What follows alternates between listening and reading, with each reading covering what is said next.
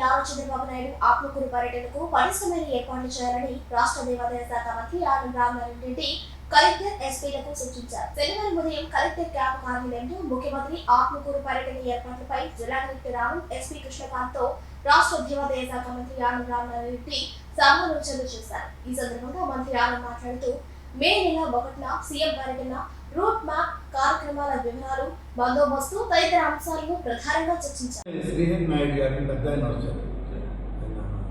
కొంచెం ఎక్కువగా తిరగలేదు. మన rice millers association president Rangaiah Naidu మామగారు వాళ్ళ అమ్మాయిని రంగయ్య నాయుడు ఇచ్చింది.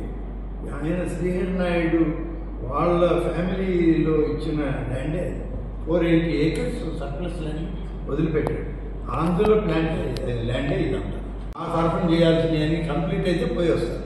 లేకపోతే నేను అక్కడ ఎవరికైనా ఇన్ఛార్జ్ మినిస్టర్ ఉన్నాడు అక్కడ, మన బాలవీరాంజనేయ ఆయనకి అప్పచెప్పేస్తాం. హోమ్ మినిస్టర్ ఆదేలానే వాళ్ళు ఎవరినో డిప్యూట్ చేస్తే సరిపోదు. అందుకని ఫైల్ రెడీగా పెట్టండి, మండే చెప్తాను చేసినది.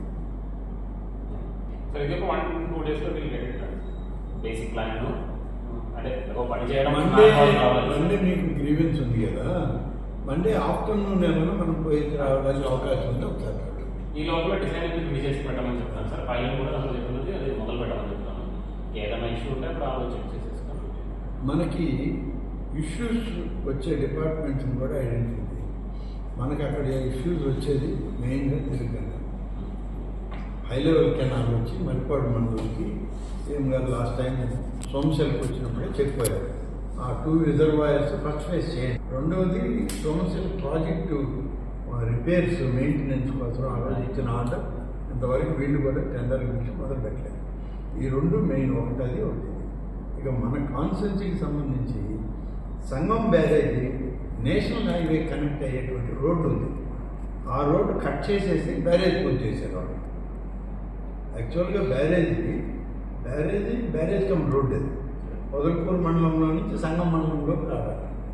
ఆ రోడ్డు స్ట్రైట్గా వచ్చి ఎన్హెచ్కి కలవాలి. ఈ కలిసే బిట్ కట్ చేసి వాళ్ళు ఈ బ్యారేజ్ నీళ్లు వదిలేసారు. ఇప్పుడు ఏంటంటే కట్ అండ్ పేస్ట్ లాగా అయిపోయింది ఆ బ్యారేజ్. ఇప్పుడు దాన్ని ఇచ్చాను, నేనైతే రిప్రజెంట్ చేసి దాని ప్రాసెస్లో ఉంది. మన ఆయన ఉన్నారు కదా సార్, సెక్రటరీ గారు ఇరిగేషన్, ఆయన కూడా అంటే మీరు కూడా కొన్ని పాయింట్స్ రేపు సీఎం గారు అడ్రస్ చేసే పాయింట్స్, ఆయనకి ఈ ప్రజావేదికలో వచ్చే రిప్రజెంటేషన్స్ కానీ పార్టీ కేడర్ నుంచి వచ్చేటువంటివి కానీ వేరే ఏమి రావు. ప్రాజెక్టు రిపేర్స్, మెయింటెనెన్స్ వస్తుంది, ఈ సంఘం బ్యారేజ్ కనెక్టివిటీ వస్తుంది, ఇంకా మిగతావన్నీ చిన్న అవి ఆల్రెడీ సీఎం ప్రామిసుల్లో ఉంది. ఎలక్షన్ ప్రామిసుల్లో ఇంజనీరింగ్ కాలేజ్ మన విక్రమసింహపురి యూనివర్సిటీ నుంచి పెట్టిస్తామని చెప్పి ఆ రోజు అడిగాం. ఓకే అన్నారు. అప్పుడు అది కూడా ప్రాసెస్ చేశారు. ఇప్పుడు మన వైస్ ఛాన్సలర్ కూడా నోట్ పంపించాడు. మన హెచ్ఆర్డీ మినిస్టర్ దగ్గర నుంచి కూడా వచ్చింది కాబట్టి. సో ఆ ప్రాసెస్లో ఉంది అది ఒకటి. ఇంకా మిగతా మన జలజీవన్ మిషన్లో నుంచే మేజర్ పార్ట్ సోమశెల్ నుంచి వాటర్ డ్రా చేస్తున్నాం. వాటర్ గ్రిడ్లో, ఆ గ్రిడ్లో తీసుకునే మనం ఎంఎస్ఎంఈ పార్క్ కూడా అడిషనల్ లైన్ తీసుకోవాలి. మున్సిపల్ వాటర్ని తీసుకోలేదు.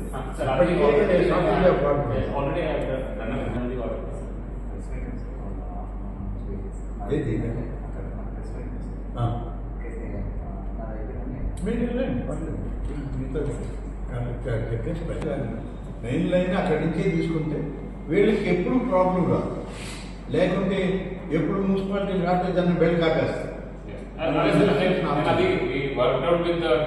పాపులేషన్ అండ్ ఎల్పిసిడి డేటా వచ్చింది సార్, చూస్తే సరిపోవట్లేదు. యువరాజ్ సార్ కూడా చెప్పారు సార్, ఫస్ట్ రివ్యూలో సార్ దాని నుంచి యాక్ట్ చేయొచ్చు కదా అది అంటే అప్పుడు కూడా చెప్పారు. 7 MLD దాకా వస్తుంది సార్ ఇప్పటికీ రిక్వైర్మెంట్. అది ఇంకా తీసుకుంటే ఇంకా 1 year 2 year కూడా అది అయిపోతుంది. గవర్నమెంట్ వేరేగా తీసుకుంటాము. బట్ మనకి దగ్గరలో టెంపరీ పర్పస్ ఒక సోర్స్ ఉంది, కానీ ఆ సోర్స్ మనకి కేవలం ఎన్ఎఫ్సీకి వాటర్ రిలీజ్ చేసే చెరువులు కదా. మనకి ఎన్ఎఫ్సీ నుంచి రిజర్వ్ వాటర్ రిలీజ్ చేస్తాం సోమశెల్ నుంచి. నార్త్ ఫీడర్కి ఎప్పుడు రిలీజ్ చేస్తాం? మన పైరుకే కదా ఇస్తాం. అవి ఇచ్చినప్పుడు మాత్రమే ఇక్కడ డ్రా చేయాలి, మిగతా టైంలో మిగతా 4 నెలలు 5 నెలలు ఇండస్ట్రీస్ నీళ్ళు లేవని నేను చెప్పలేం కదా. దానికోసం నీళ్ళు వదిలినప్పుడు ఇక్కడ రెండో పని పెట్టారు. మనకి షార్టేజ్ అప్పుడు కూడా ఇబ్బంది. బట్ పెద్ద టైం బీయింగ్ వాడచ్చు మనం.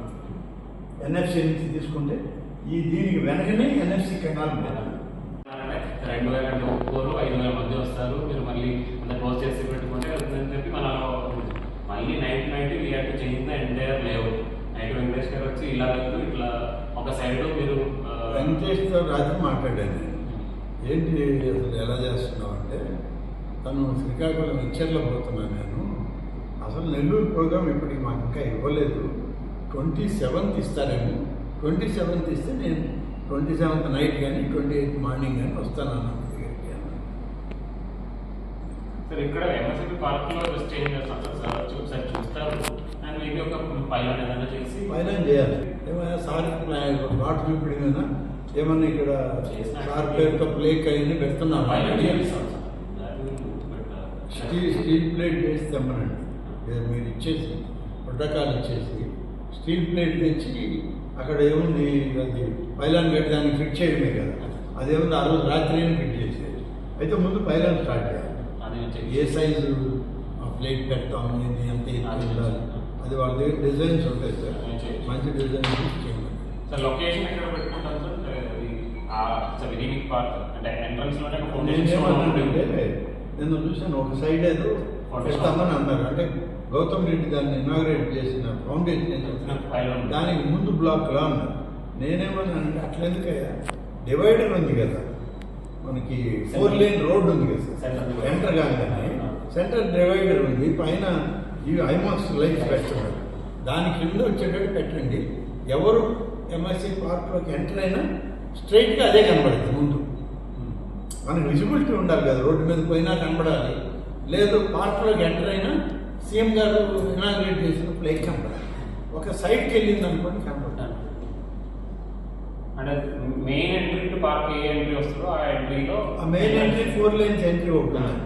అది మళ్ళీ 3-4 లేన్స్ వస్తుంది. అంటే అలానే యూటీసీ వస్తాం కొందరు పోయి యూటర్ తీసుకొని వచ్చారు. ఆయన చూడాలంటే అంటే సార్ ఇది నాకు తెలిసి ఇదే ఉంటుంది. ఎట్లా 2 4 లైన్స్ ఉన్నాయి ప్యారలల్. ఈ పేరు ఇదే మెయిన్. ఇది మళ్ళీ రోడ్డు కనెక్ట్ కావాలి. ఇది కావాలి ఇట్లా పోయి ఇటు తిరిగి వచ్చింది. ఇక్కడి నుంచి ఇటు వచ్చాను. నేను పోయి వచ్చాను రూట్లో. నేను స్ట్రైట్గా పోయి రూట్లో ఇక్కడ తిరిగి ఇటు వచ్చి ఇటు వచ్చాను. ఇది మెయిన్ పాయింట్. ఈ మెయిన్ పాయింట్లో 4 లేన్ ఎక్కడైతే ఈ పార్క్లో చెప్తున్నాను. పార్క్ ఈ పార్క్లో సెంటర్లో